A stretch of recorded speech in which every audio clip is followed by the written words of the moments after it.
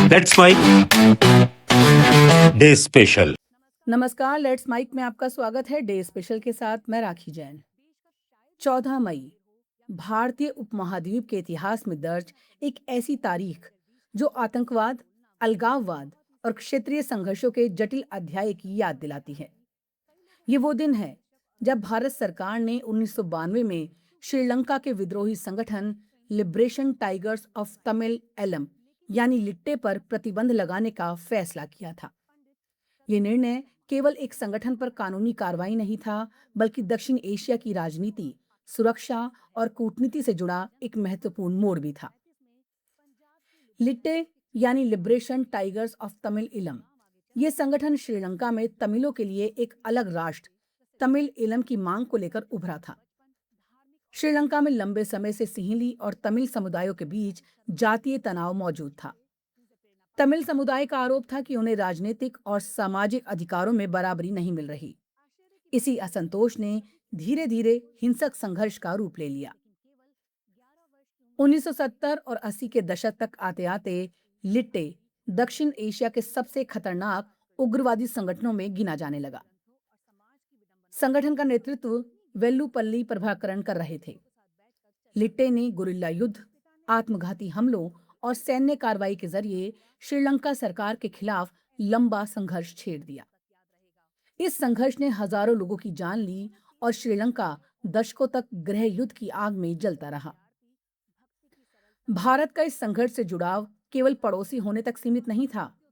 भारत, विशेषकर तमिलनाडु का तमिल समुदाय, श्रीलंका के तमिलों के प्रति गहरी भावनात्मक संवेदनाएं रखता था।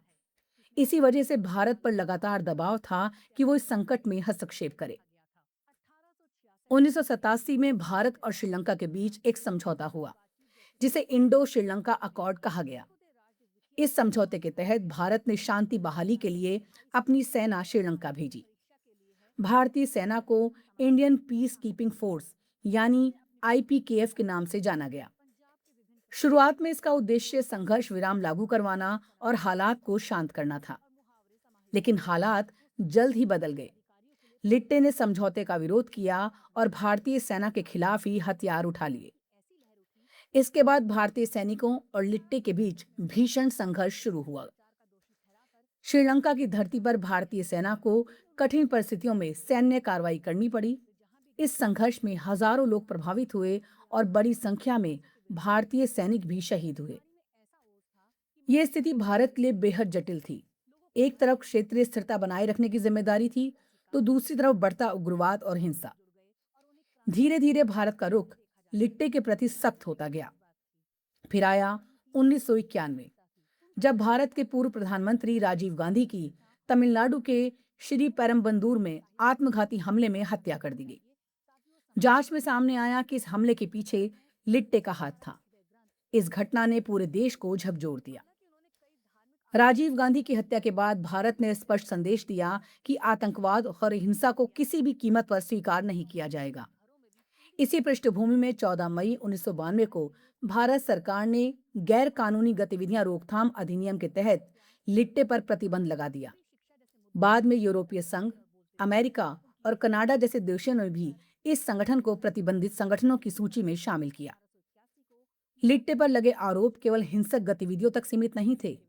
संगठन पर आत्मघाती हमलों, हथियारों की तस्करी और नागरिकों को निशाना बनाने जैसे गंभीर आरोप लगे।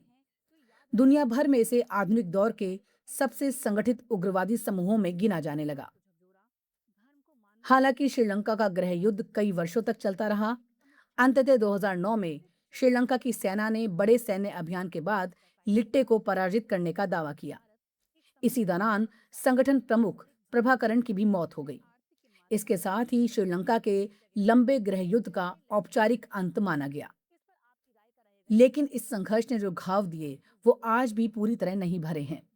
लाखों लोग विस्थापित हुए, हजारों परिवार टूट गए और एक पूरी पीढ़ी ने हिंसा के बीच अपना बचपन बिताया। ये कहानी केवल एक संगठन या एक युद्ध की नहीं, बल्कि उस त्रासदी की भी है जो तब पैदा होती है जब राजनीतिक और सामाजिक समस्याएं हिंसा में बदल जाती हैं। डे स्पेशल में आज के लिए बस इतना ही। जुड़े रहिए लेट्स माइक के साथ। नमस्कार।